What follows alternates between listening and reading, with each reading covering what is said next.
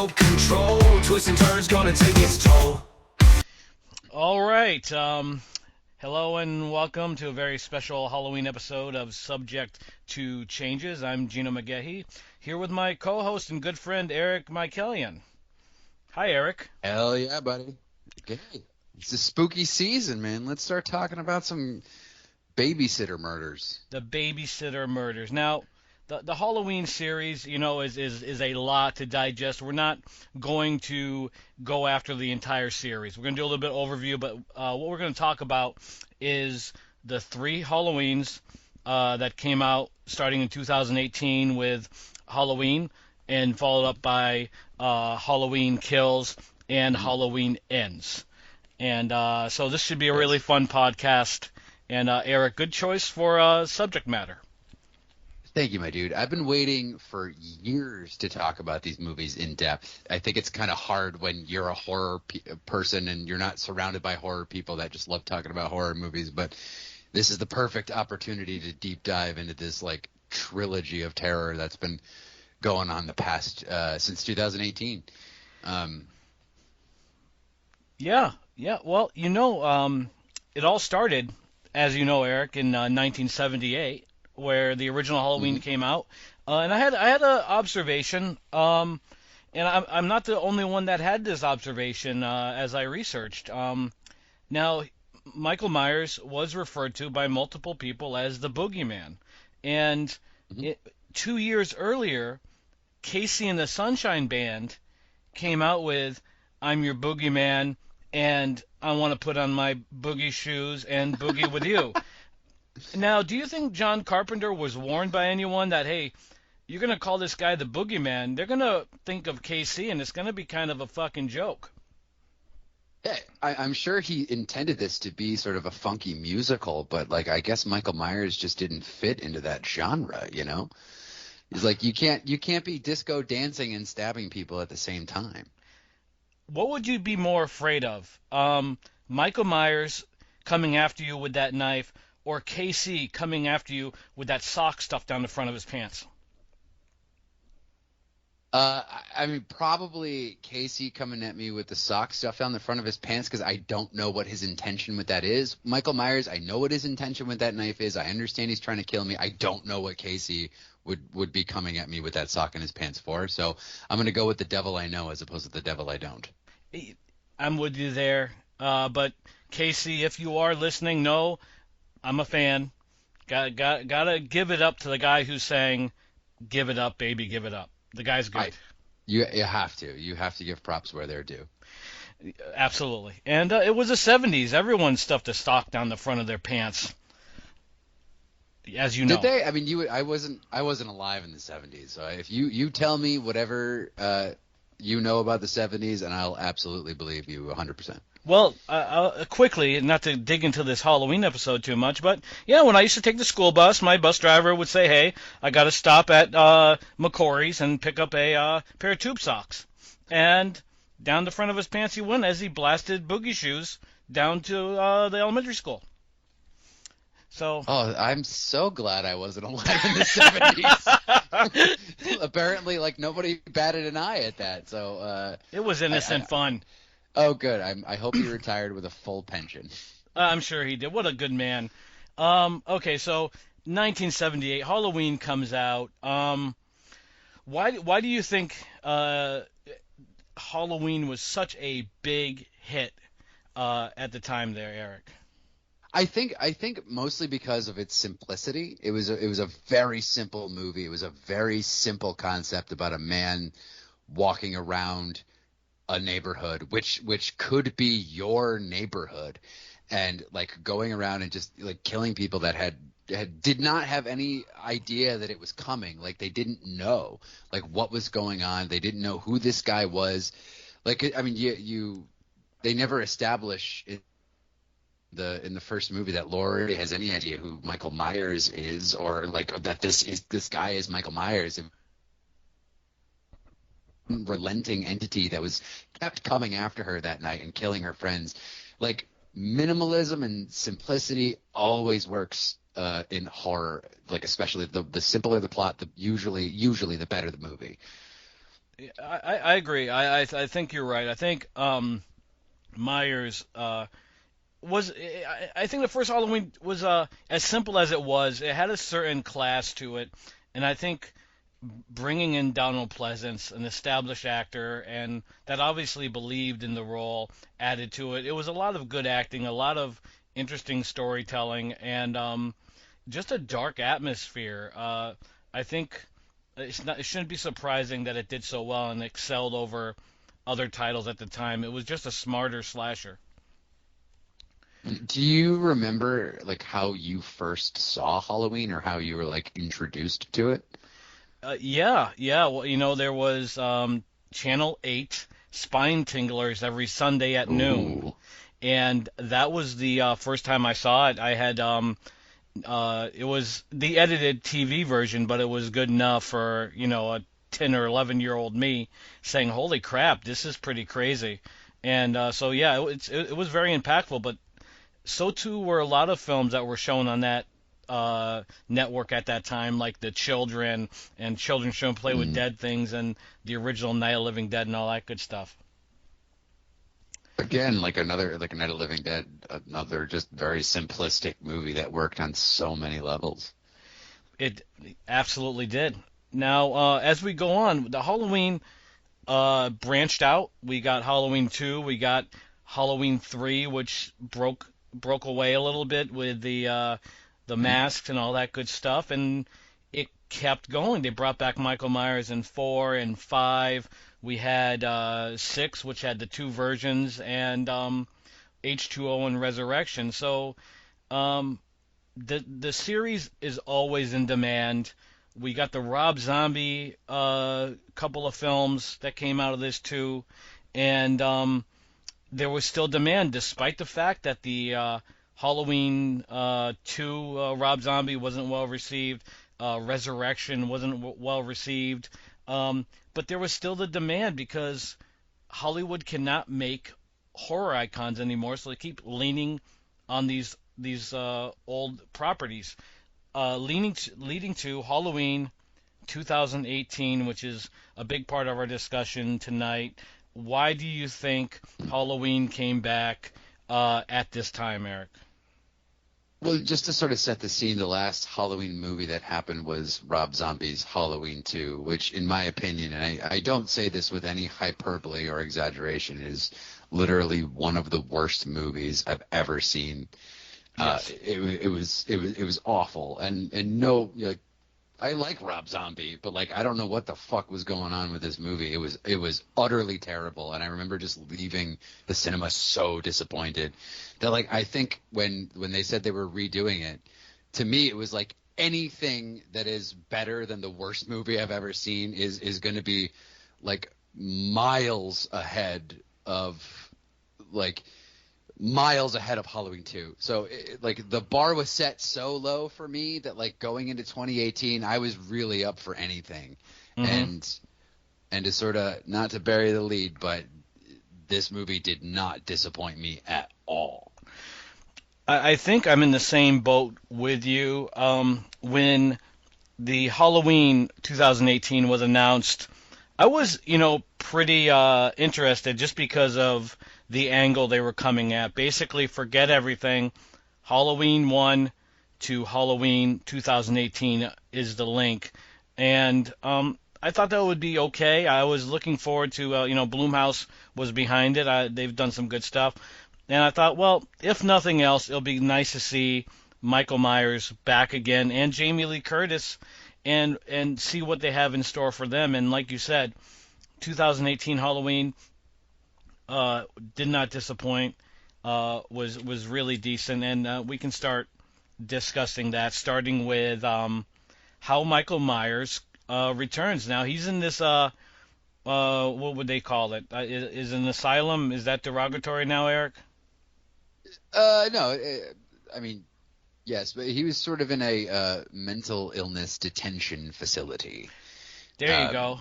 But yeah, I mean, basically, it's an asylum for the like criminally insane, and like the opening of that movie, walking through that thing, and seeing him in the yard, just sort of like an island unto himself and very solitary, surrounded by all these other people, and they're all freaking out and being histrionic, and Michael Myers is just like a rock, and these podcasters, which are like the modern day investigative journalists, they come up to him and they pull out that mask and they start screaming at him to say something, and then bam, like cut right to the credits. I was like, that's a fucking opening. Like, absolutely. I am down for this film. Like, oh, I was so happy with that opening.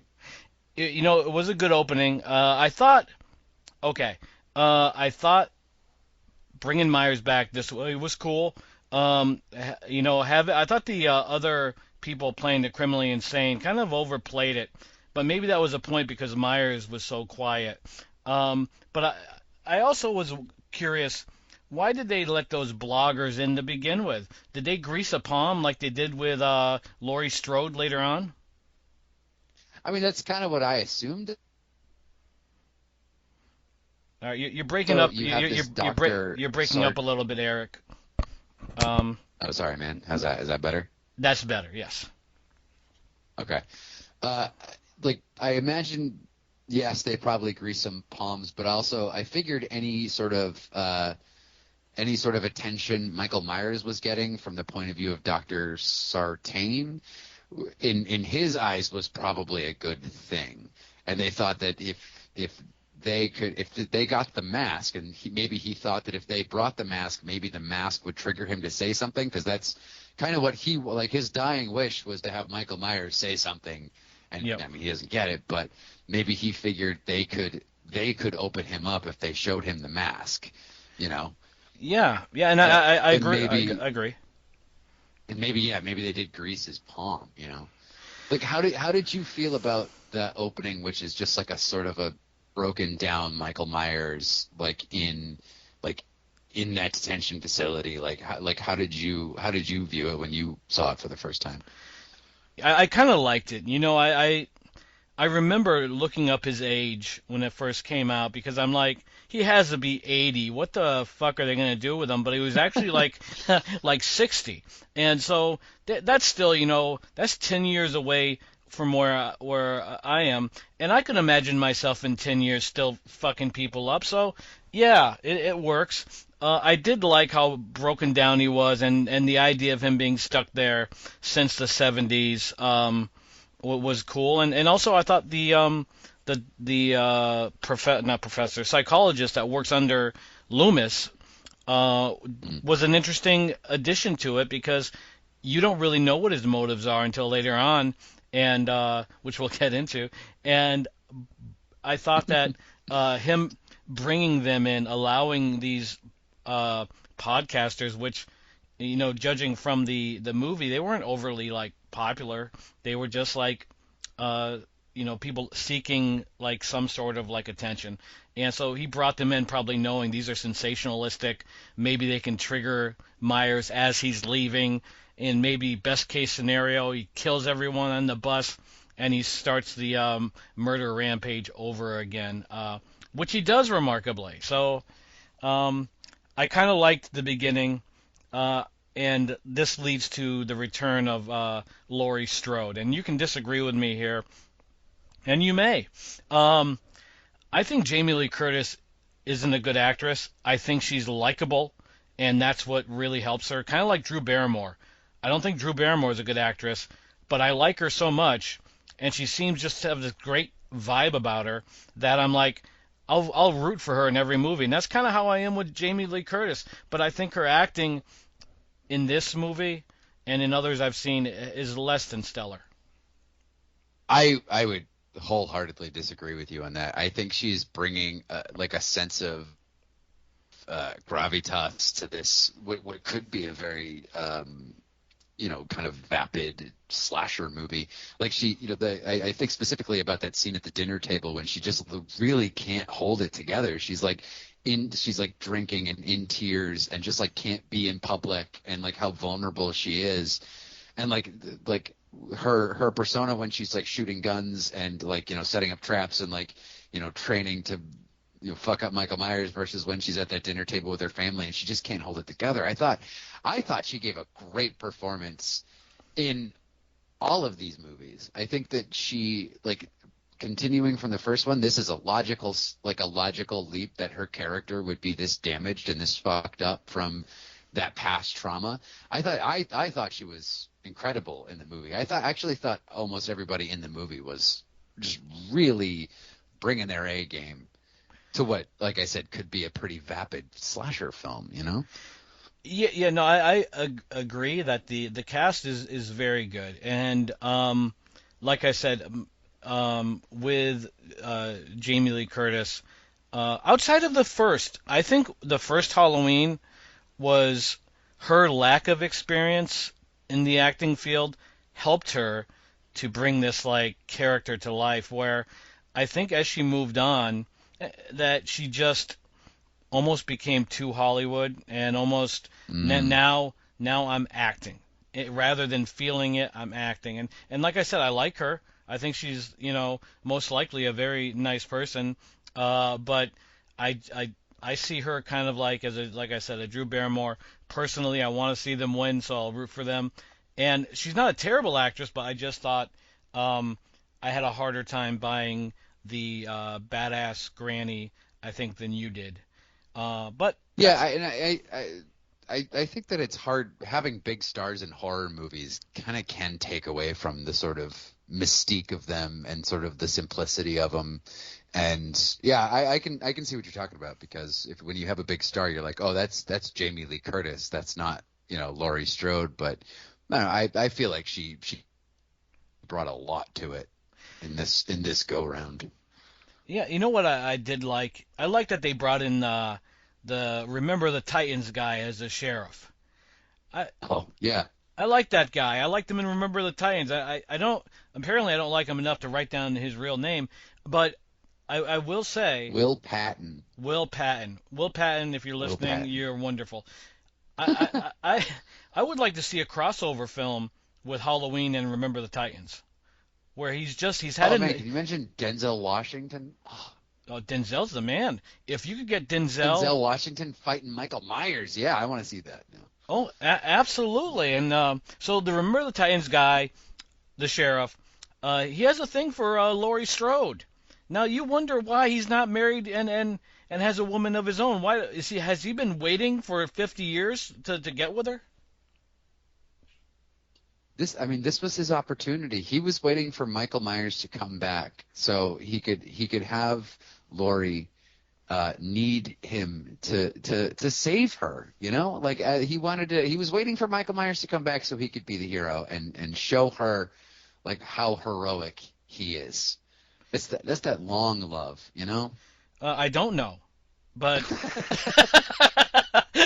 I've never experienced that before.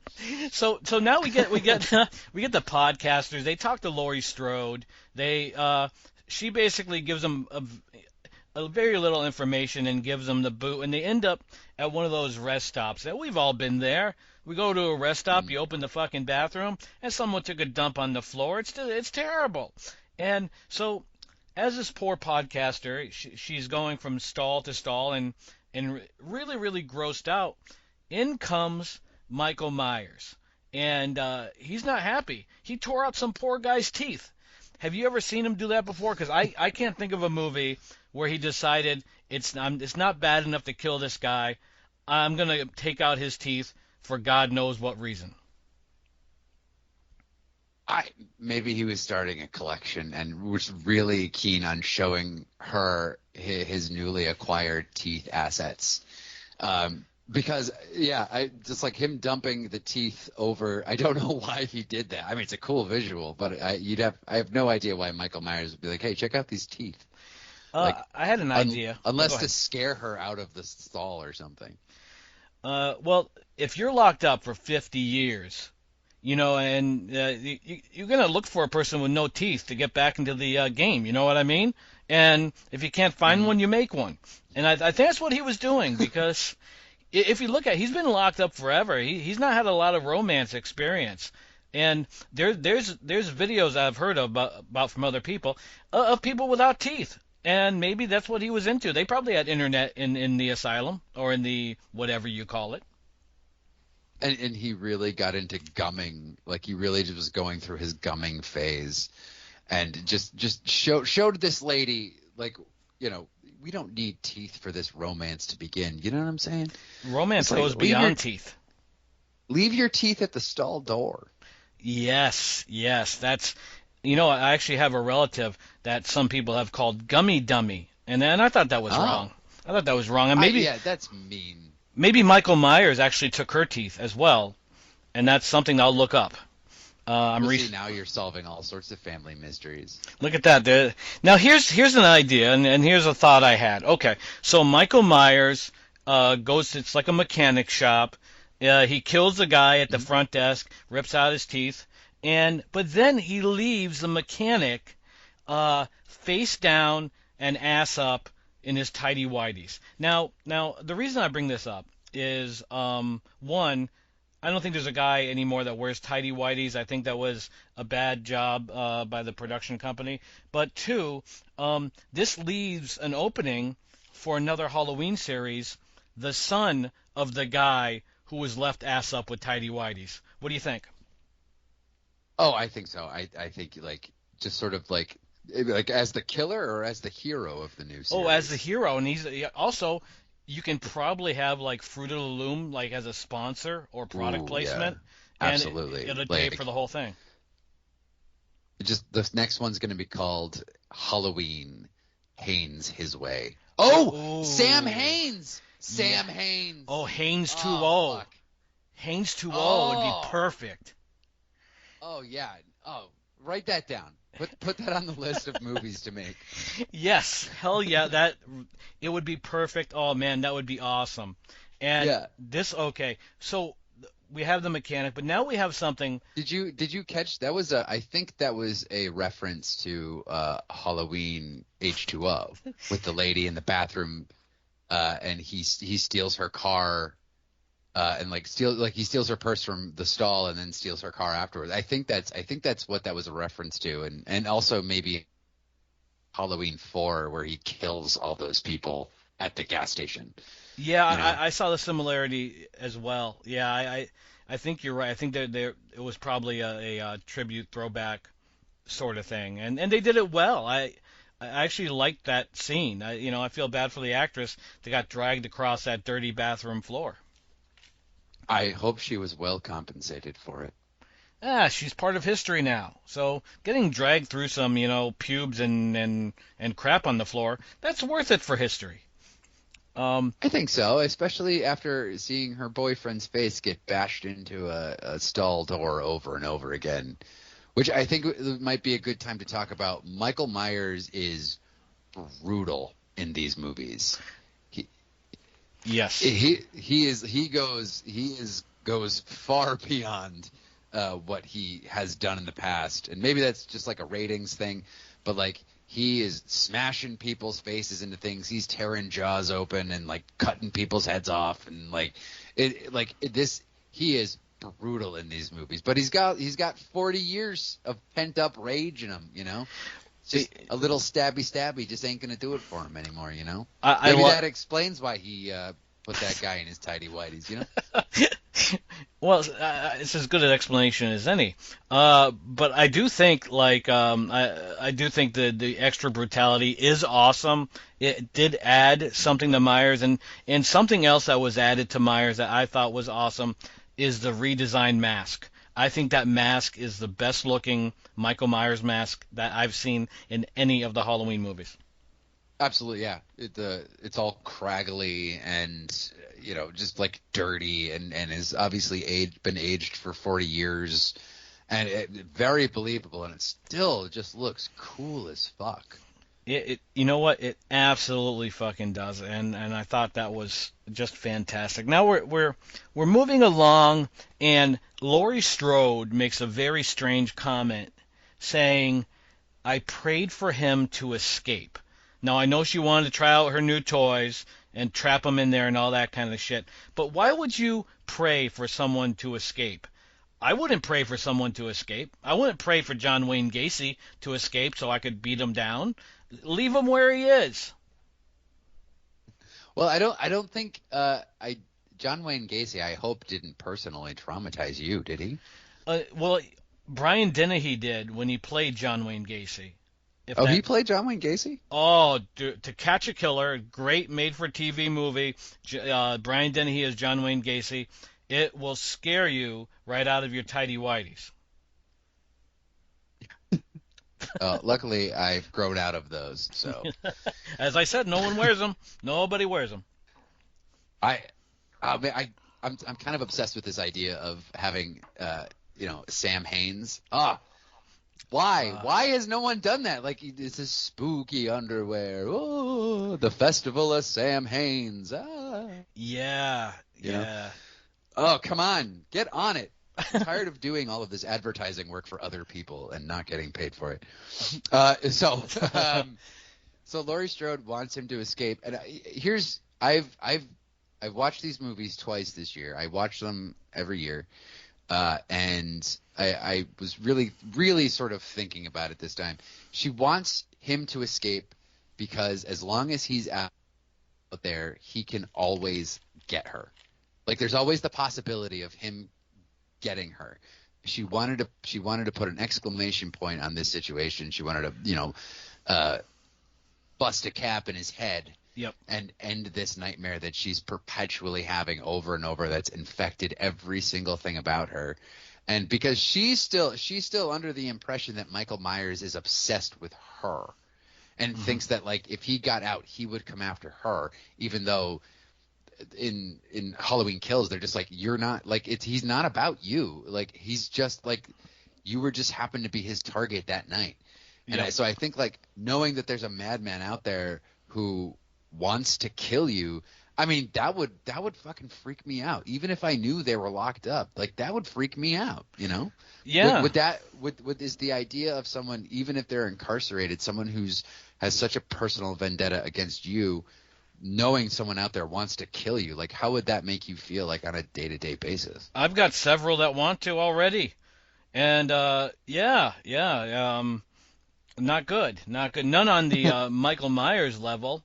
But I got a few people out there that would want to see me thrown into oncoming traffic. So hopefully they would just do that rather than attack me and bash my head against the wall like that poor podcaster. But if it did happen to me, it would be cool because another podcaster could talk about it, because now technically I'm a podcaster as well. So it'd be kind of ironic.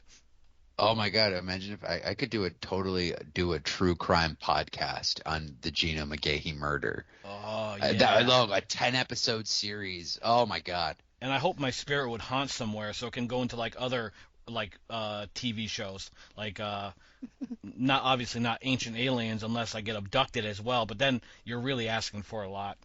Well, see, I would start recording EVP where you died, and all I would hear is the faint whisper of tidy whities. I hope I have better things to talk about than that. Okay, so we are going into the granddaughter of Laurie Strode and her storyline. This is basically where she launches off. She's got a boyfriend. The boyfriend, he's a little willy-nilly with his kisses, and oh yeah. But this leads to something that I was very familiar with, and it kind of irritated me. Her friend, the heavyset fella, that walked her home, that was being nice, he goes in for a kiss. She basically says, "You're dog shit," and storms away. Now, that, one, being put into friend zone sucks enough, but two, this poor guy, you can tell he's not a guy of a lot of self-esteem. She could have been kinder to him, don't you think? I mean, I think after what happened with her boyfriend, it was just sort of like, Jesus, another asshole guy. Like, you know, like I understand. Like, you know, you think you're safe with someone, and then like you realize like maybe they're just trying to nail you too. And it's like, yeah, if I had a night like hers, I'd be like, I'm in no mood for this bullshit. You know? Yeah, I still think, all things considered, I think she could have been nicer to the poor guy. Because he just didn't look like he had any friends and had nothing going for him. And he finally built the courage up to go for a smooch. And she could have said, "Hey, I like you, but not that way, which is the normal shit. Rather than saying, you douchebag, bitch, curly haired weirdo, or whatever she said, I'm just, going off memory. Uh, and then the poor guy on top of that, spoiler alert, runs into the wrong end of the knife with Michael Myers. Yeah. Well, I mean, maybe he doesn't have friends because he keeps trying to steal his friends' girls and also kissing his friends. Like, maybe that's why he doesn't have friends in the first place. You know what I'm saying? Yeah, Maybe hey, this is pathological. now, hey, could you relate? You must have been put into the friend zone once or twice. No. No, never. Never. No. No, you see, I'll tell you, I was put in the friend zone, right? But this was in high school, and this is why, like, I kind of relate to the guy because I was, one of these nerdy guys, and then I ran into her 20 years later, and she was hideous. Life had not been kind to her. Father Time stepped on her face, and I said, "Now who's in the friend zone?" But that's So time did to her what Michael Myers did to this kid. yes, and then some, and then some. And so everyone that's listening, believe in karma, and if you put someone in the friend zone, know it's gonna come back and bite you. And Also, don't try to mac on your friend's girlfriend. Like, just don't do it. Don't do that. And if you got a good friend, don't just try to kiss him out of the blue. Have some conversations first. yeah, a couple drinks and a fireplace. Some sort of bearskin rug or something. I've never seen one, but I've heard that they're romantic. Hey, is And that what you were trying to do last time I came over your house? yeah, well, I you see. entered the room. I see through your scheme now. Hey, well, ever since Diddy got arrested, I've stopped my ways. Um, Now we're looking for the psychologist. Now this is spoiler alert, everyone. So if you haven't seen the movie, you may want to go watch the movie and then come back to us. But this psychologist, I thought this was kind of odd, and it's a theme that goes through the others of somebody that wants to be Michael Myers. It's not good enough being a psychologist. Now you want to be him. What did you think of that? I guess you would call it a twist. Uh, he didn't really serve a whole lot to the story. Basically, his whole thing was to get Michael Myers out and like get him to Laurie. Like, he was the only thing that got Michael Myers out of custody and got Michael Myers to Laurie's house so they could have that showdown. Yep. I guess I couldn't think of anything better than to have like a rogue psychotic doctor. Yep. So I mean he served his purpose to the plot, but I mean I thought that was pretty contrived. But Yep. like what did you think about it? One, it was predictable from the onset of the film, just by what he was saying. But at the end, I thought it was so stupid. And like, I liked the character. I actually thought the character was cool, but I thought when he took that much of a dive off a cliff, I'm like, this is pretty stupid. But the one thing I enjoyed was when he was standing face to face talking to Myers. Myers didn't kill him right away. Myers heard him out. So obviously Myers can be reasoned with, and he respected what the psychologist had to say. But I think it was kind of like the writer was probably like, what kind of crazy shit can we put in here to shock the audience? Well, what if he's in on it? And yeah, it didn't work. The evil Dr. Loomis did not work, in my opinion, even though I thought the character and the actor was pretty good. But that part of it I could have done without. Yeah, I think so too. But I did sort of appreciate the fact that you thought that this Dr. Sartain was going to be Loomis and then turned out to be like a bad guy. Like that was pretty interesting. But like overall, yeah, I agree. Like he was not a very good character and really was only really there to like serve the plot when needed.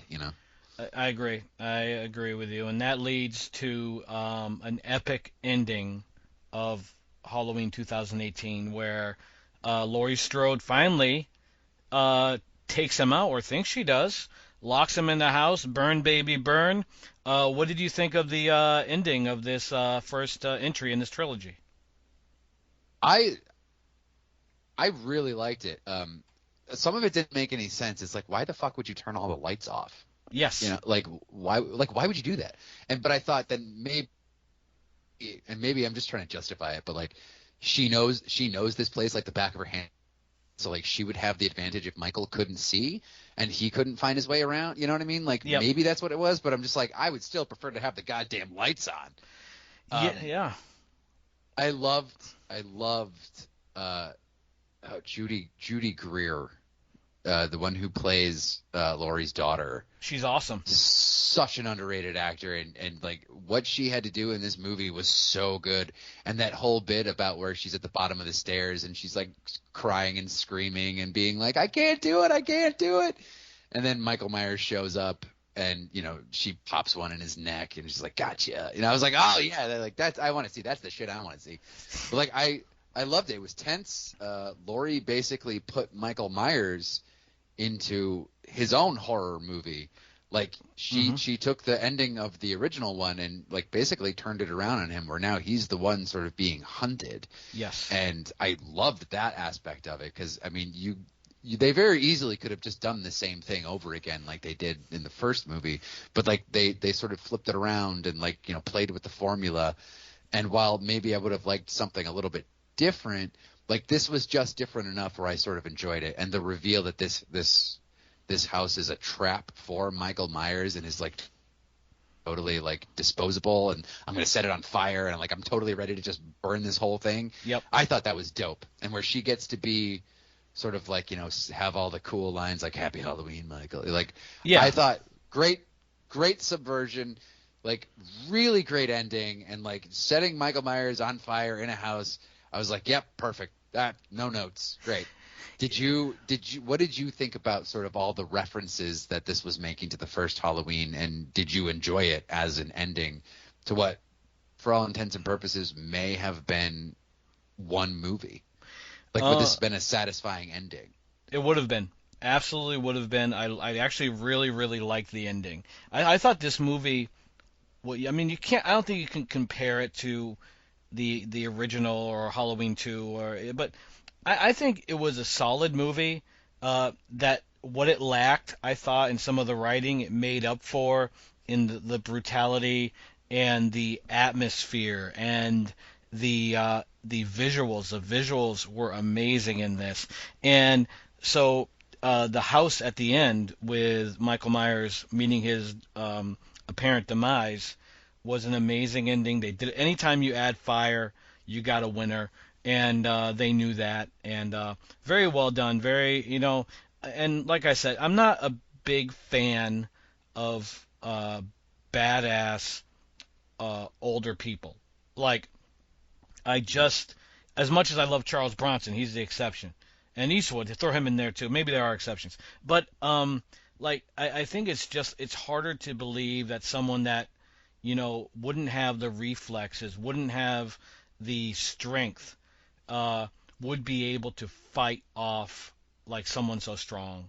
And granted, she used some trickery, but I'm like, man, I had a little bit of a hard time with someone kind of like, what, 70 or whatever she was, being a badass. She's only a couple of years younger than Michael Myers in the movie. Is she real? So she was like 58 in the movie? Oh Yeah, I mean, when he was 21 in 78, she was like 17 or 18. Oh shit. Okay, so she just looked older. Michael aged better. Maybe it was the good living in the asylum. uh, okay, so Healthy diet. well, you would think that they would feed him okay, and especially if they say, "Hey, don't fuck with this guy. Give him what he wants." And maybe they gave him some Dunkaroos and a glass of orange juice, and he was fucking happy. Yeah. Halloween Kills. Okay, so they had a big hit with Halloween 2018. They're going into our second segment of this show, Halloween Kills, which starts off where the last one ended off. And I think the beginning of this film is arguably the best beginning of any Halloween, maybe minus the second one, because I can't fault. You don't know what death is. I don't think that can be beaten. But from a visual standpoint, from a action standpoint, this scene with the firemen and Michael Myers is so badass. It may be one of the top 10 most badass scenes of any horror film. Well, see, I was actually wondering what you would think about that scene because Michael Myers kind of becomes like Jackie Chan or John Wick, and starts just offing these firefighters.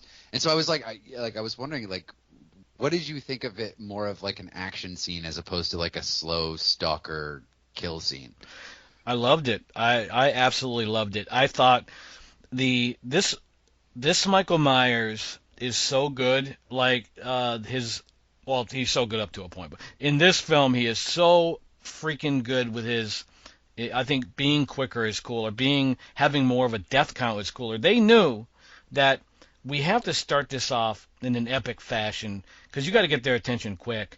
And to start it with Laurie Strode, let it burn, let it burn. Yeah. I was like that once with my neighbor's house. I didn't like him very much, but it was different. He wasn't a killer, and he wasn't inside.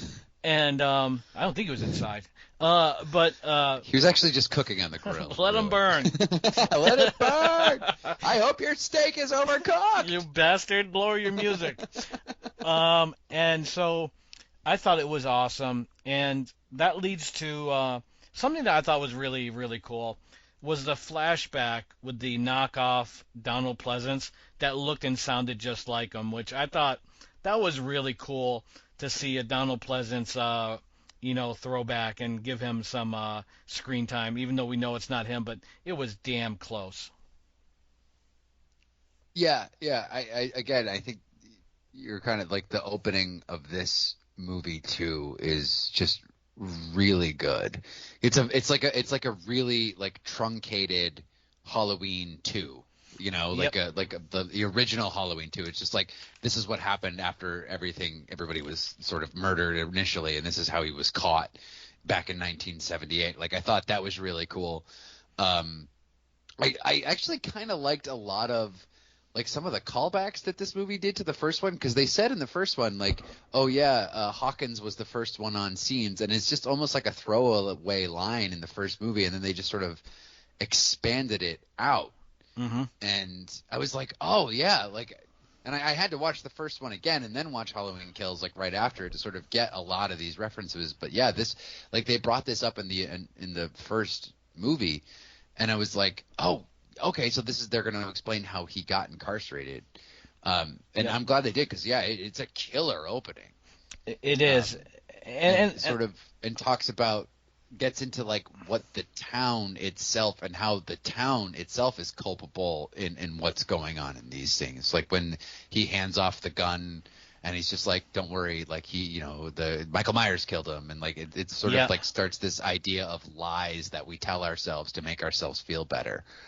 Yeah, no, I agree. I think that, and that's a hard sell. I think when the cops like, hey, give me your gun, we're going to say Michael Myers bust a cap in his ass.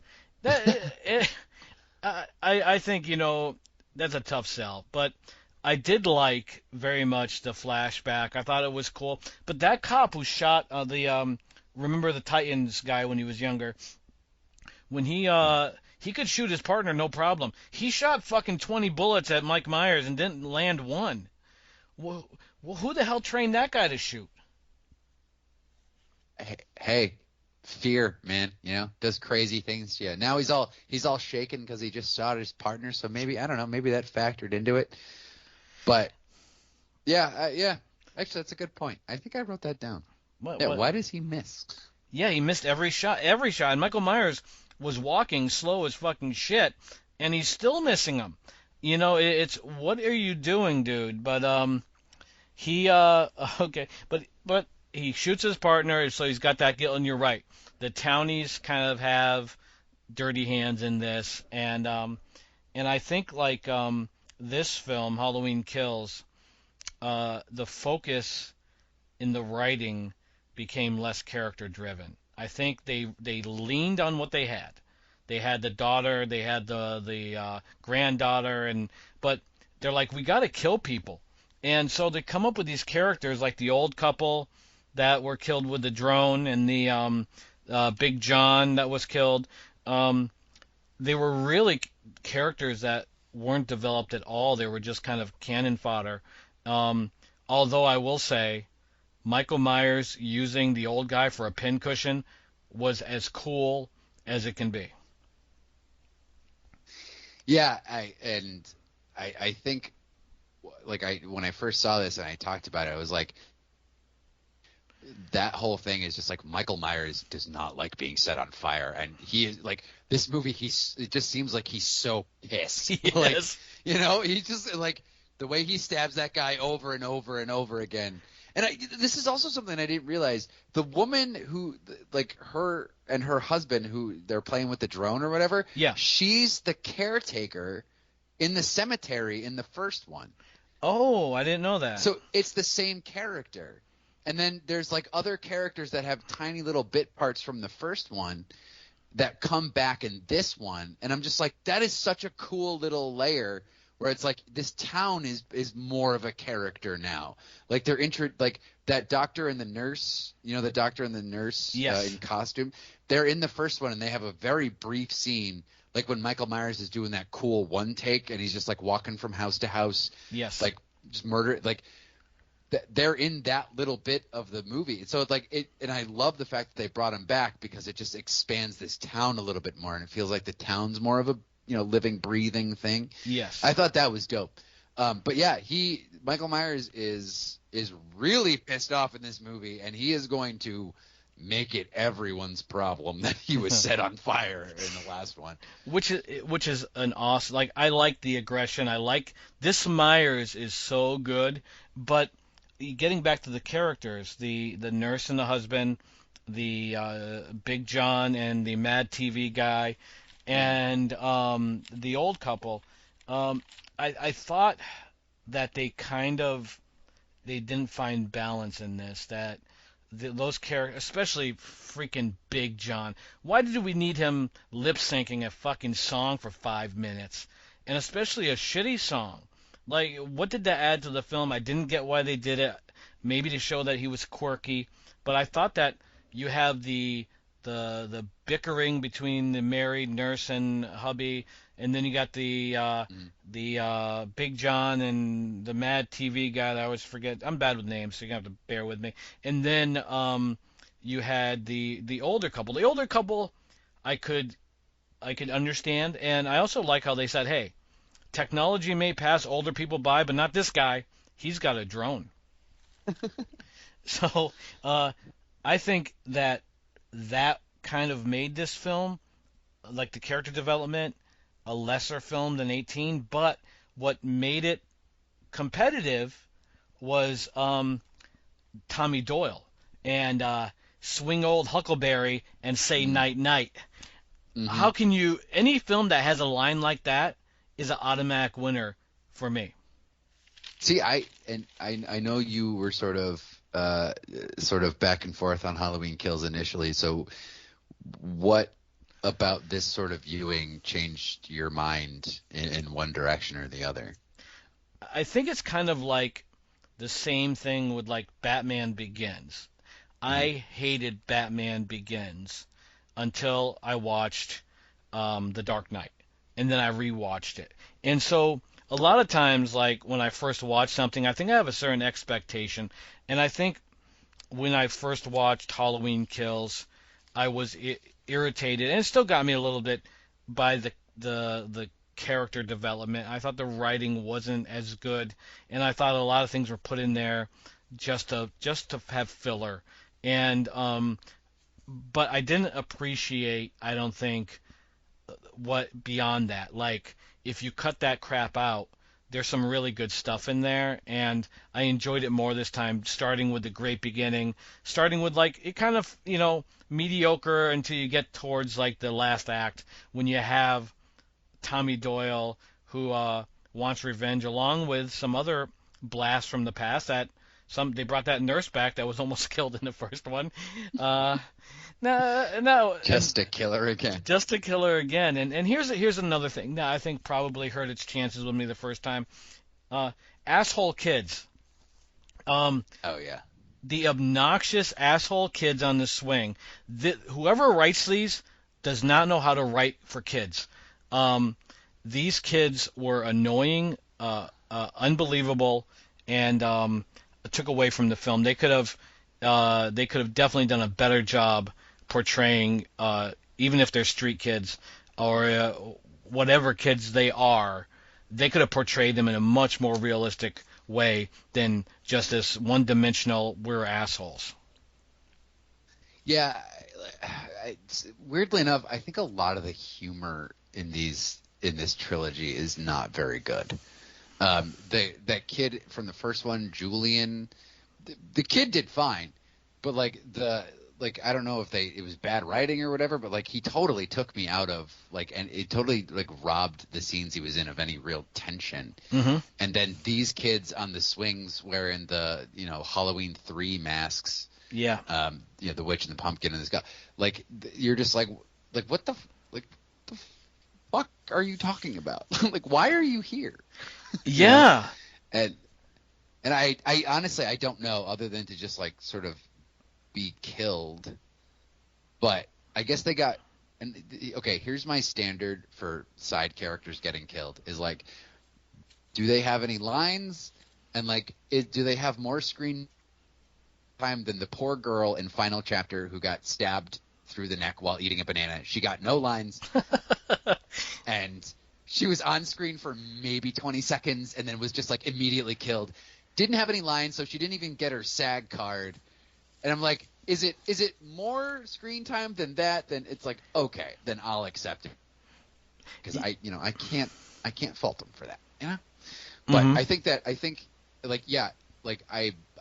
my theory is they loaded this movie up with cannon fodder because in the next movie, when we get to it, Yep. there was going to be long stretches of time where there was no killing. And so it's like, you might as well just like enjoy your Michael Myers killing spree in this one. We're going to kill a lot of people in this one. And hopefully that'll satiate you. But I loved the town. I loved all the side characters. I loved the rioters. I thought that was really cool. Yeah. I love this whole idea of mob justice and how these people are just like kind of blindly going out in the community and just getting themselves killed because they have no idea what the fuck they're doing. And another thing I noticed this go around, this movie is incredibly anti-gun. Yes. Like anybody who wields a gun in this movie either shoots the wrong person or the gun is either ineffective or it winds up killing themselves. You had the woman that said this one's for Dr. Loomis, and the gun didn't work. and the gun didn't work, and she was killed. Yeah, and I don't think that ever happens. Like I don't think like anyone ever takes a gun and says something before shooting. It leaves too much chance of the person lunging for the gun. So you kill him first, then you say that was for Dr. Loomis. I thought that they dropped the ball there. Oh, and then the nurse gets the gun kicked, and it's like she blows her own head off. Yeah, that scene, as much as Myers was once again very impressive, that scene needed some work, and leading to such a cool ending of this one. You have Tommy Doyle leading the charge of the mob, and Evil dies tonight. Fucking hilarious. Love the that he calls his bat Huckleberry, and then on top of that decides to etch Huckleberry into the bat itself, just in case he forgets the name he gave it. And it's such a good thing where they go in and they start handing Michael Myers his ass, which and they shoot him. Actually, this time they shoot him and they beat him down with bats and crowbars, and it's starting to look like Michael Myers is fucked. But true evil never dies. Yeah. That is such a cool reveal when Judy Greer leads him out to that, and Michael Myers is surrounded, and it's this gang of people that are just gonna beat the dog shit out of them. And that's such a great, like, it's almost like it's like emotionally cathartic that like they finally captured this guy, even though for the rest of the movie they've been completely wrong about everything, you know. Like they chased that poor guy at the hospital and he winds up jumping to his death, and they're just sort of like, you know, like, well, are we the villains? No, we caught Michael Myers, you know. No chance for introspection here, guys. We got Michael Myers. And I'm with you. I loved the daughter tricking him and bringing him to the mob. And I forget what she said at the car. Something like, "I got you, Mike," or something or the other. Gotcha. She may have said this is for Dr. Loomis, too. I don't know. No, she has no idea who that is. And, but, yeah, it was a very awesome, very cool scene. And I did like how Myers came back and handed all of them their ass. I thought that was so fucking cool that they bit off more than they could chew with Myers. They should have left him the fuck alone. I know. If you're gonna shoot someone, shoot him in the fucking head, man. Like, you know, you all have guns. It's like, just shoot him in the fucking head. You know, you probably could have ended this. What? But they didn't. Their hubris got the best of them, and they all wound up getting killed. And it's because they didn't see Michael Myers for what he was. You know? Yeah, I think they had a great opportunity here for Myers to finally say something. Take the bat and say, "I'll be your Huckleberry." Huckleberry. And bash him in the head with it. And then smile and wink at the camera, and the series ends. But it doesn't. How did they not give you the reins to this movie? I don't know, Geno. Well, I tell you what, if they do, if I ever get so fortunate to get this opportunity, I will do well, and I might even do a callback to the Huckleberry, just for you. Now, I appreciate you. No problem. Great ending, another great ending. So we got two films: the 2018 Halloween Kills, lesser of a film, but it makes up for it in the absurdity, the action, and once again the amazing visuals.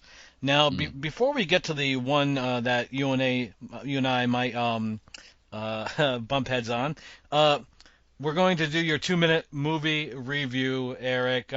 Which you got 2 minutes to do your movie review, but you're not tied down to those 2 minutes. So please, what are we going to get reviewed today, Eric? And what do you think? I'm going to keep it fast and furious. I got a double feature for you, buddy. I saw the Joker 2 Foie Gras, or whatever the fuck it's called in French, and I saw Terrifier 3. You ready? I'm ready. All right, Joker 2. If you liked the first one, you might like this one. Unfortunately, it's a fucking musical. It's well acted, it's well shot, it's a well-made movie, but every time they break into fucking song, and I'll be honest with you, I hate musicals. I hate them. Mm-hmm. Every time they break into song, I forget what the fuck was going on in the plot, where, like, what people were doing, why things were doing.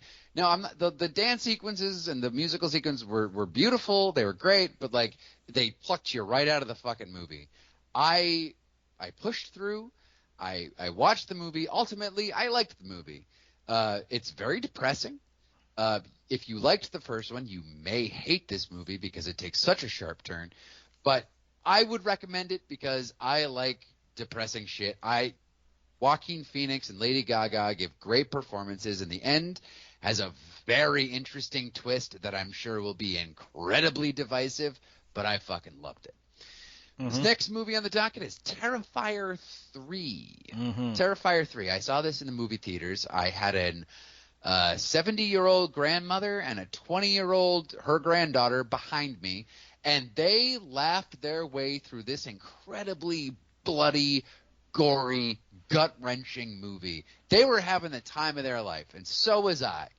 I love gore. I know you love gore too. Yep. This movie's going to push you to the point of like, is this something that I want to watch?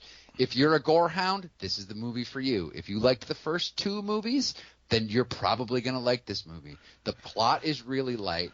It's not nearly as intricate as the second one. It's not nearly as charming as the first movie, but it does have some interesting characters. There's a lot of plot cul-de-sacs where a scene starts and just some bullshit happens and then these motherfuckers die.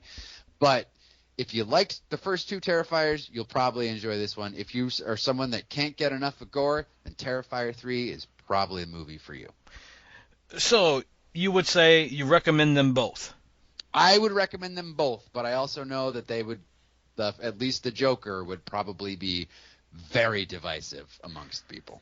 See, I was interested in the Joker, even though I heard it was a musical, because this may surprise you and our listeners that I actually enjoy musicals. I think they're pretty. Really? I do, and actually, one of my favorite musicals is one of the ones that is most frowned upon, Grease 2.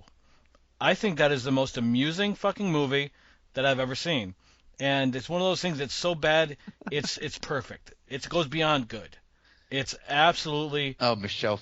Yeah. Michelle Pfeiffer and I forget his name, but he was fucking hilarious. He was in Empire Records. Hilarious, great movie. But I heard, like it took a turn, the Joker, and I understood why, because where are you gonna go with it, and then you go to Terrifier. Terrifier, wasn't a huge fan of the first one. I liked All Hallows Eve, which was the birth of the character. But I could definitely give it a shot, and it's popular for a reason. So thank you so much. If you like that hardcore gore, then you'll probably like this. And and after a while, like, you just sort of appreciate the art of what the makeup artists and the effects artists were doing. Like, despite what people think, there is an art to gore, and if you appreciate it, it's absolutely beautiful.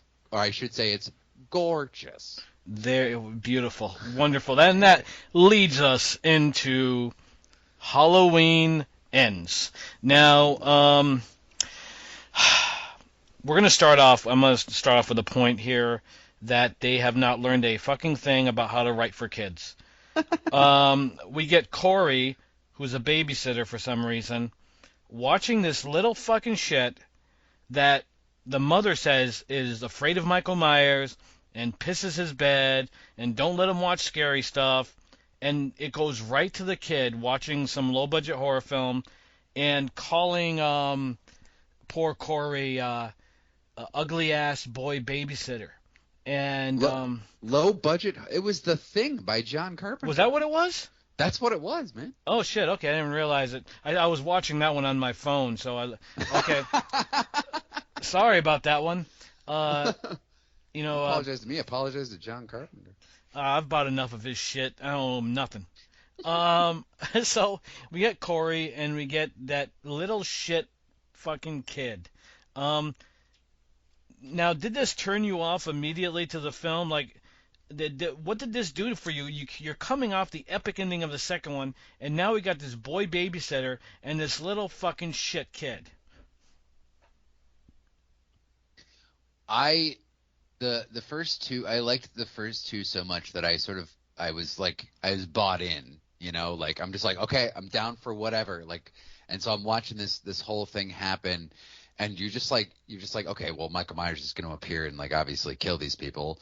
But no, it takes this, like, great turn where the Corey Cunningham, the babysitter, accidentally kills the kid by accidentally shoving him off the third floor, and, like, the kid just, like, bends in half when he lands. Yep. I was shocked by that.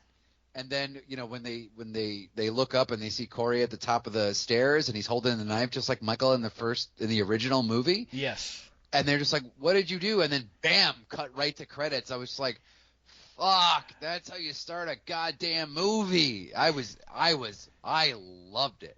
And it didn't hurt that the kid was an asshole, and I didn't mind seeing him die.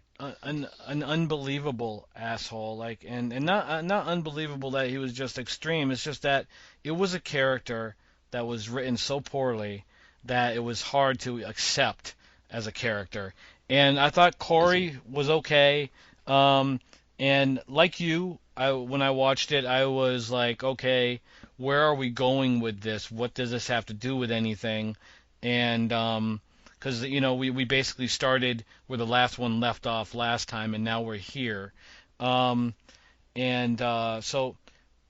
we go to Laurie Strode, who's writing a book now, And what a great writer she is. He took our dreams and turned them into nightmares. Isn't it wonderful, right? Writing? Uh, and Oh, I'm like, top what of the the? line. Well, I'm like, what the fuck? And then she's like, as I predicted, 40 years later he escaped. Now, did she predict he would escape, or did she predict 40 years later that she needs to learn how to write here because I don't like cliffhangers like that. Are you saying that did she predict in 1978 that in 40 years he would escape, or did she predict in present day 40 years later that he would? You're right. The sentence structure is completely off. Yeah, it's fucked. I'm like, all these years of her fucking setting up traps, she should have went to a creative writing class. Maybe she did, and she just had a really garbage teacher. Yeah. Yeah, well, I went to community college. I can relate. So we go to. Go ahead. I'm sorry. So then the poor. Oh, you want me to just take over where the story goes here? Please. I'm all over the place. Corey, we meet Corey Cunningham for like 3 years have passed since Corey killed that kid, and he's sort of like a pariah in the town. Everybody hates him. Everybody, looks at him as just like that kid killer, except for Laurie Strode and her daughter, who take a shine to him. How did you feel about the development of the romance between Laurie's daughter and Corey Cunningham? Stupid. Felt a little rushed. I thought, okay, this is where I stand. Before I go into that, I want to go into that creepy cop pulling over Allison and saying, "You're under arrest for being the prettiest girl I know." That sounds like something you would write. I'd write far better than that. Watch Evil Awakening.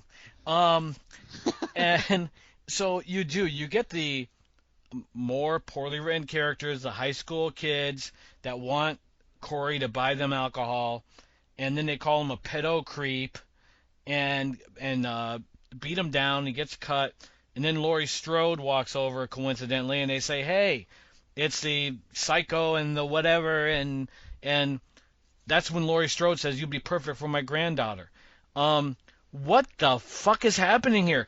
She has been waiting for Michael Myers to escape. She has been setting up. The guy is pure evil. He's a fucking piece of shit. I'm gonna take his mask and take a shit in it, or whatever she says. And now Corey, who's in the same Michael Myers boat, she wants her to fucking hook up with her granddaughter. How the fuck does that make sense, Eric? I think there's 4 years pass from the last movie to this one, and I think she's just sort of accepted that, like, you can't live with that much hate in your heart. It's destroyed her family before, and since her daughter was killed in the last one, she's sort of trying to make that connection and be more family oriented in this one. And I think she sees in Corey sort of a wounded guy, and because she herself is also like hated by the town because, and I don't really get why they blame her for Michael Myers. No, me either. But I mean, I think the script is more going for like symbolism and metaphor than like actual practical sense. I see what they were going for. They were trying to like make a connection between her and him, but unfortunately, after a faithful encounter with a bunch of band geeks, he gets thrown off a bridge and pulled into a tunnel by none other than Michael Myers, and I marked it down. That happens 40 minutes into this movie. Yeah. Now, this movie was written by 4 writers, so they can share it. I think in certain parts of this film, when they were writing it, they were sitting at a table saying, "I don't know what to write. Me either. Just write something." And, okay, what about pedo creep? Yeah, let's do it. Corey's mother. Corey's mother is one of the worst characters in any horror film of all time, where it's so unbelievable. It's even worse than the kid in the beginning. This character is just so unbelievable. What the hell were they doing? Like I don't understand. Like okay, the first movie, good character development. They did a good job. Second movie, we started to fall back, but we're making up for it with Myers. This movie kind of exposes the bad writing when you don't have Myers going on the fucking rampage. You start to see how limited these writers, and maybe it's different writers, but how limited the writers that they brought in for this one are, because they basically make caricatures of like people. The mother. Have you ever met anyone like Corey's mother?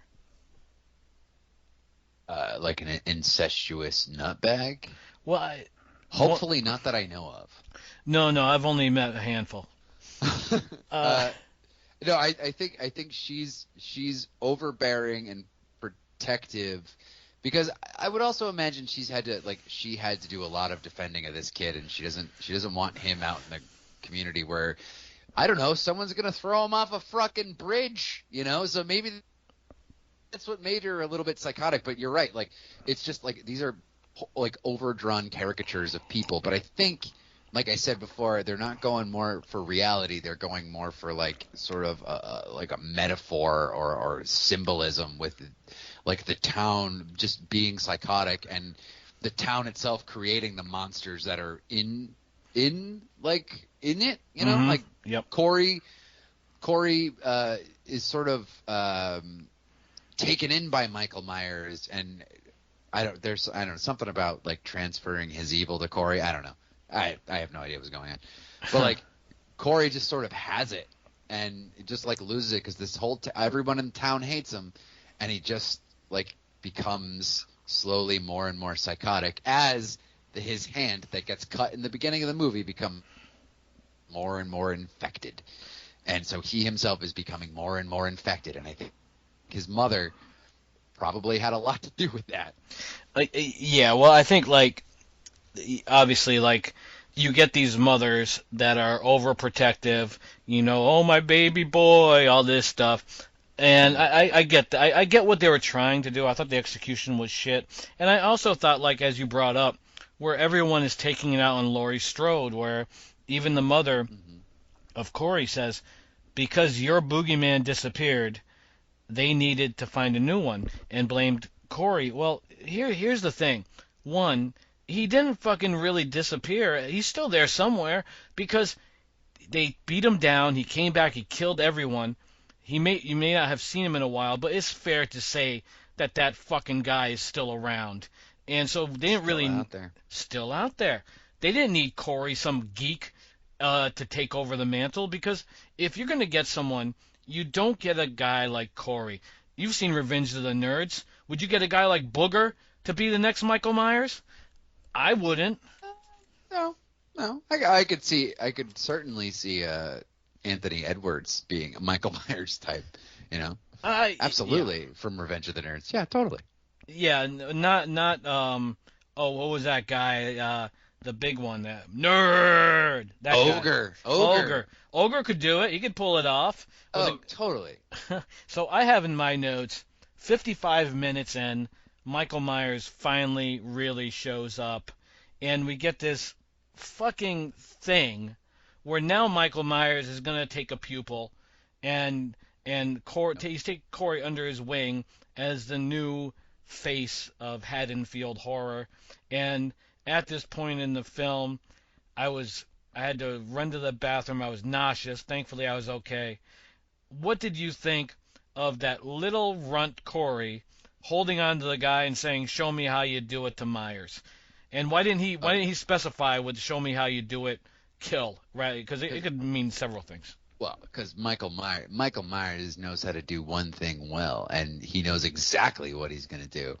Like that's that whole idea of a silent psychotic killer, basically having an apprentice, is kind of ridiculous. Now I have a controversial take here, Gene. Okay.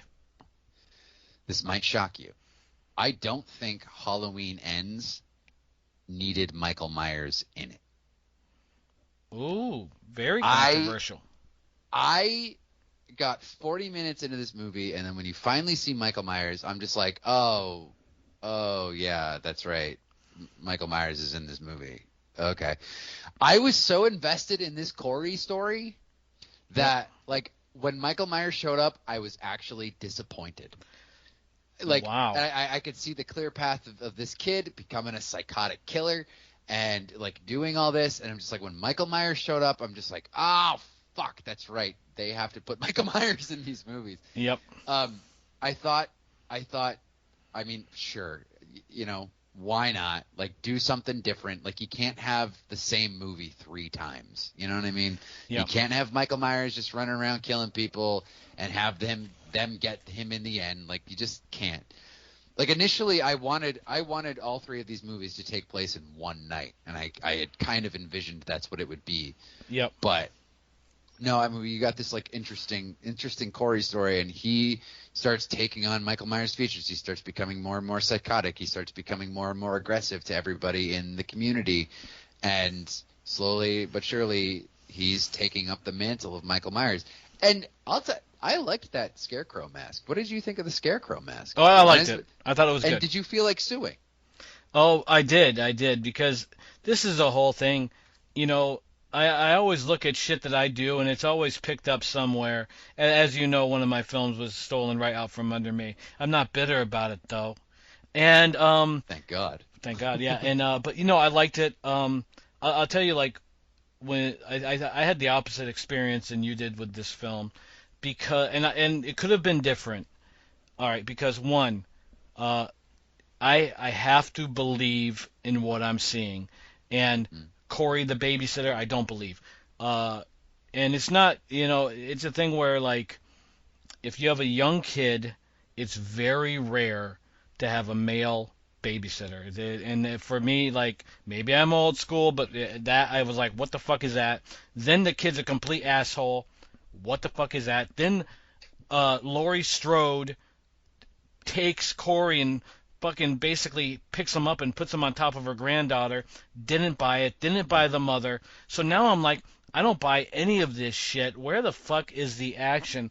55 minutes in, Michael Myers is finally killing someone, but he's got some geek asshole saying, hey, Mike, show me how you do it, rather than doing the sensible thing and saying, holy fuck, that's Michael Myers, I'm running for the hills. So I was out of the film by that point, but because we're doing this podcast and because I am a professional, I want to do a good job, I stuck with it. But the idea of Michael Myers being hurt or being withered or not having anything left is ridiculous. How the fuck can he get up and kill all those people in the second one, and now he's just laying down saying, oh, bring me my remote control, Corey?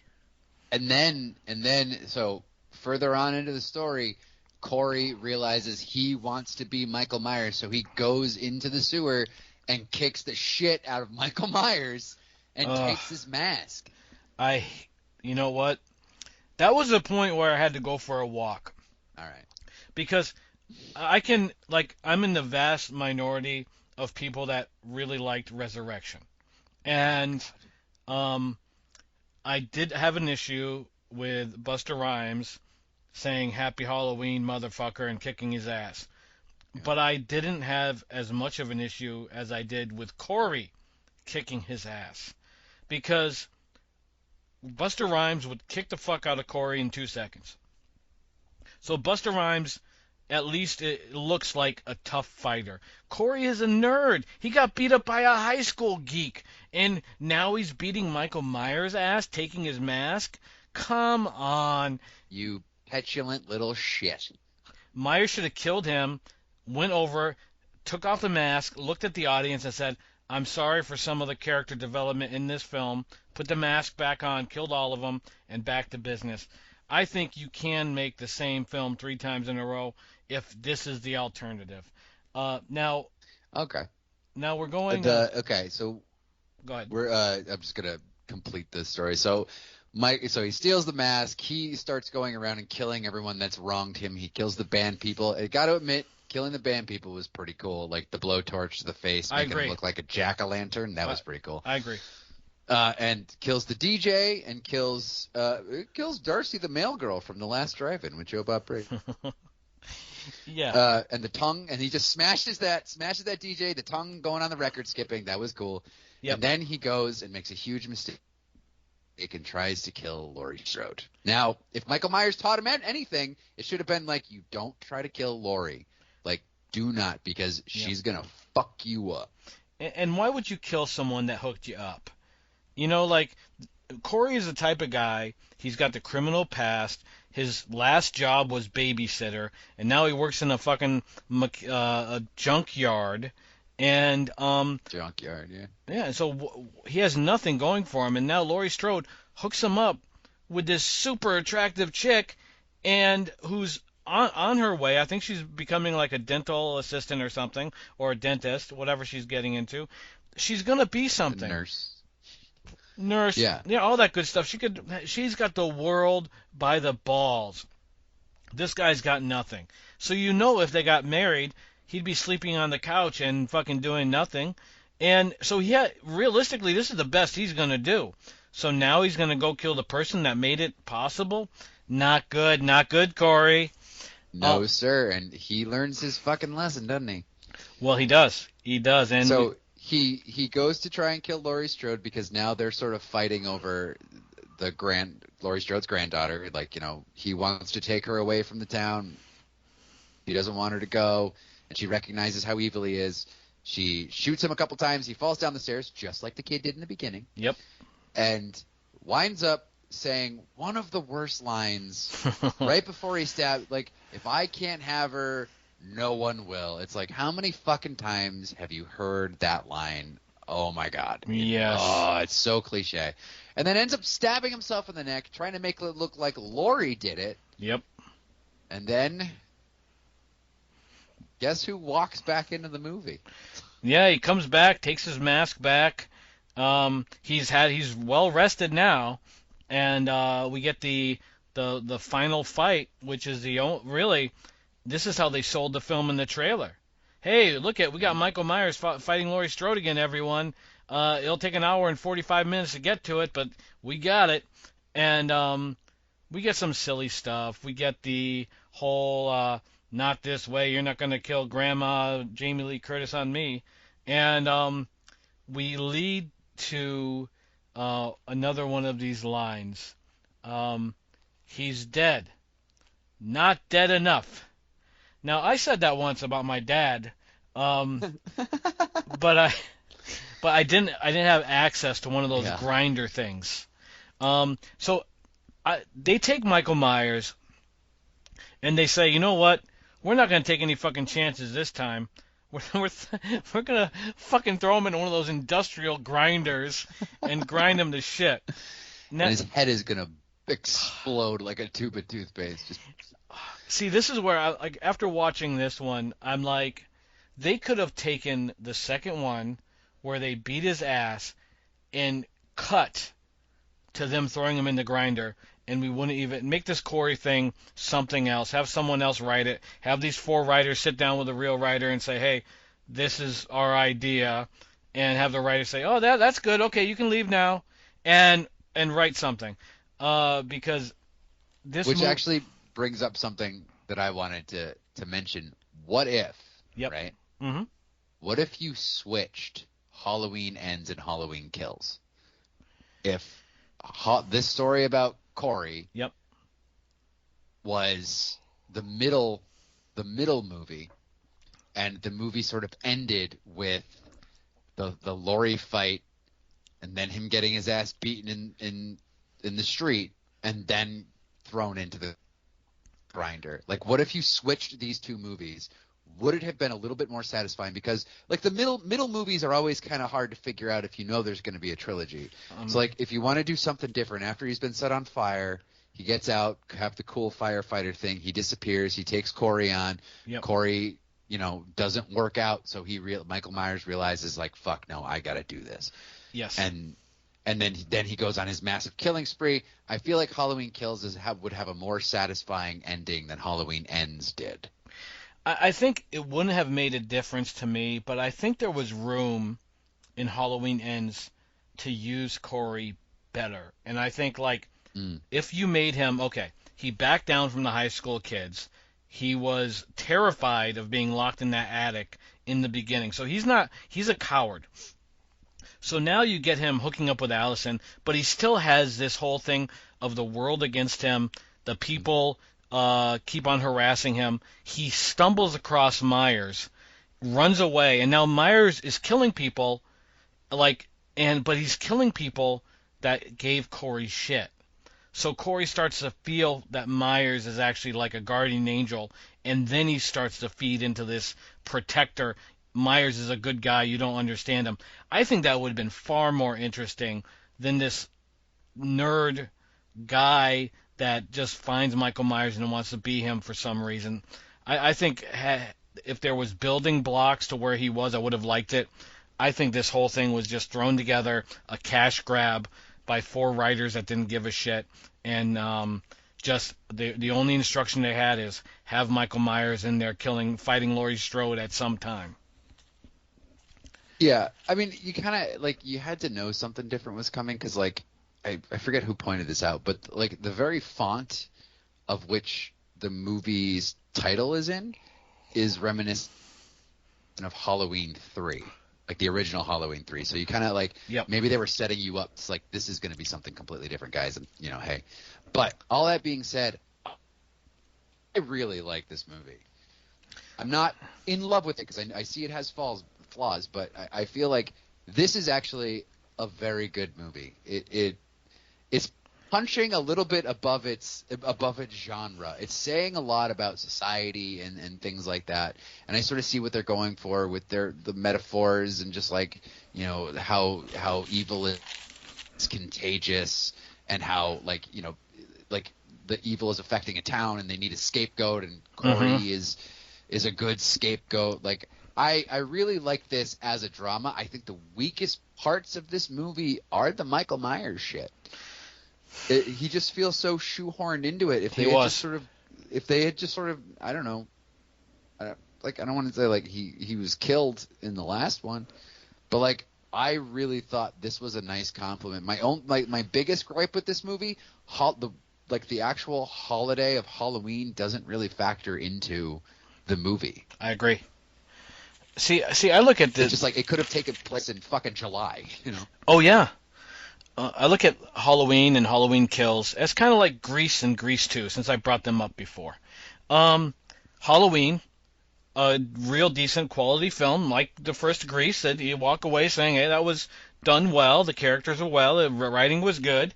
And then you go into Halloween Kills, which is the Grease 2 of the Halloween series, where you have, you know what, it may not have been super well written, it may have had some annoying shit in it, but man, I had fucking fun with that shit. And then we go into Halloween Ends, which would be the Grease 3 that never was. And I just think it just was not good. I did not like the film at all.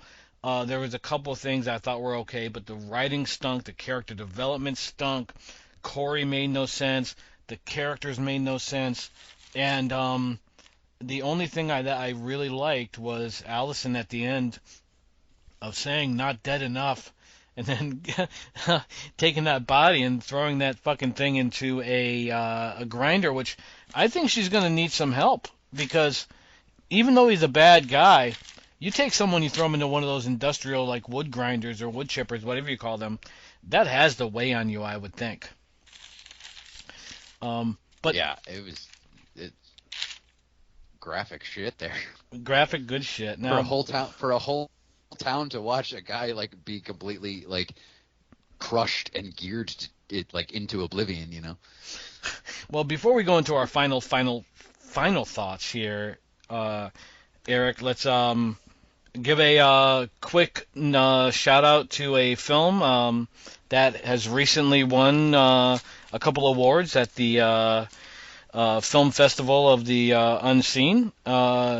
Scary Tales Dark Walker. What movie is that, Geno? Well, it is a film called Scary Tales Dark Walker, which just won Best Horror Feature and Best Special Effects, because there's plenty of gore. You brought up Terrifier. We got some heads getting ripped off. We got a head getting chopped off. This is a film that has been making its way. It's on Tubi. It's doing quite well.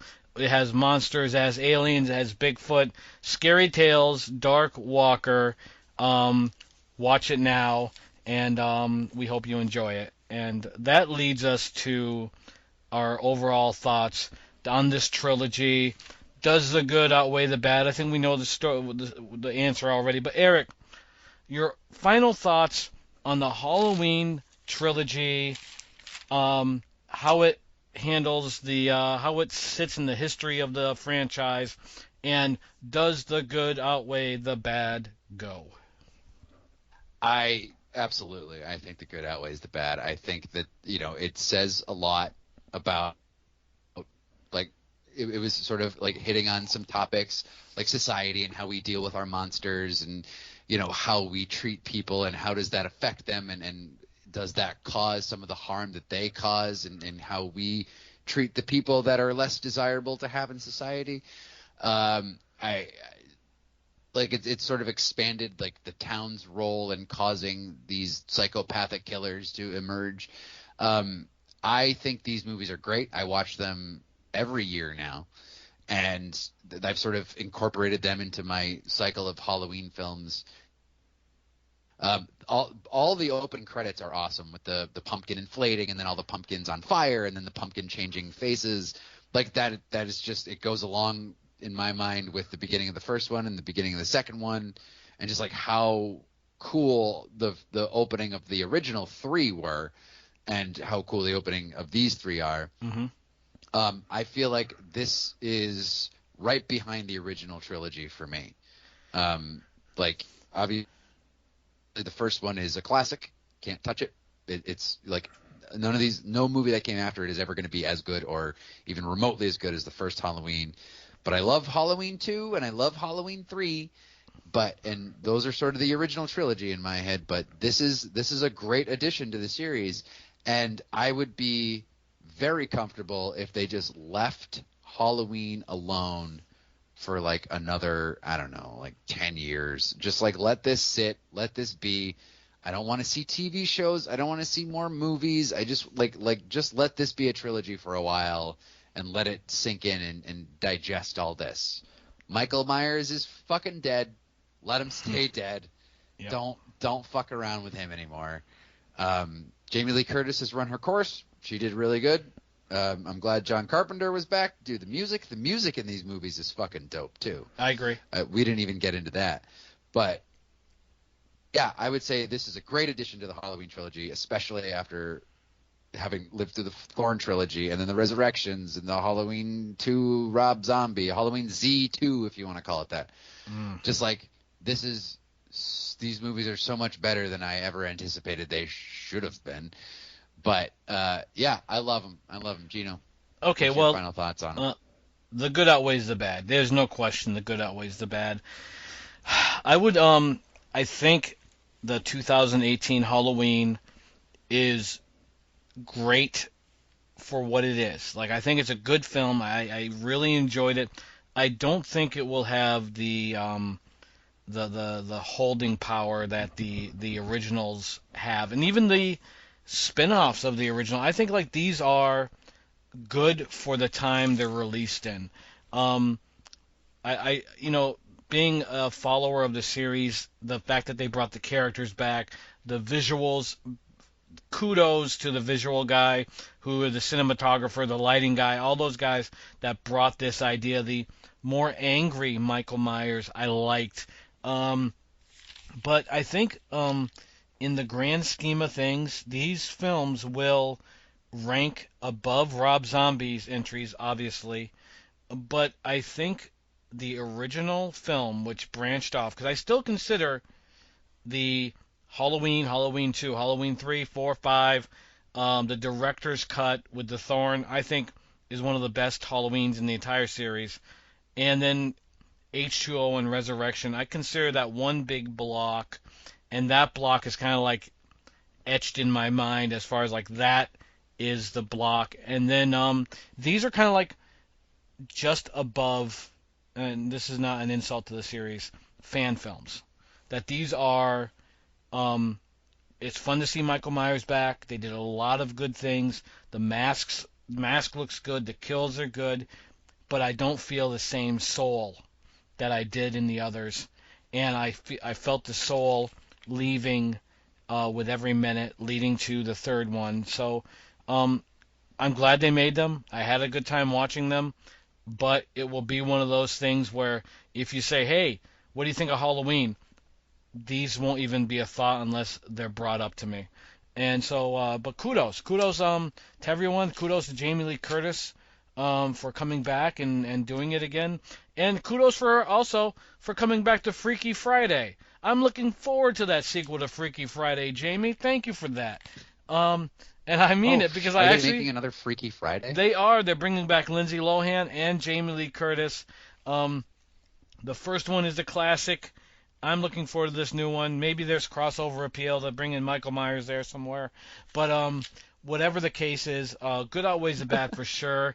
I enjoyed rewatching these, especially the first and second one, and I actually enjoyed watching the third because I knew you liked it, and I would look forward to our banter, and it did not disappoint. Absolutely, buddy. So I just want to thank everybody for listening, and in this Halloween season, stay spooky, kiddos. Stay spooky, stay safe, and do not buy a house with those big staircases there. You'll regret it.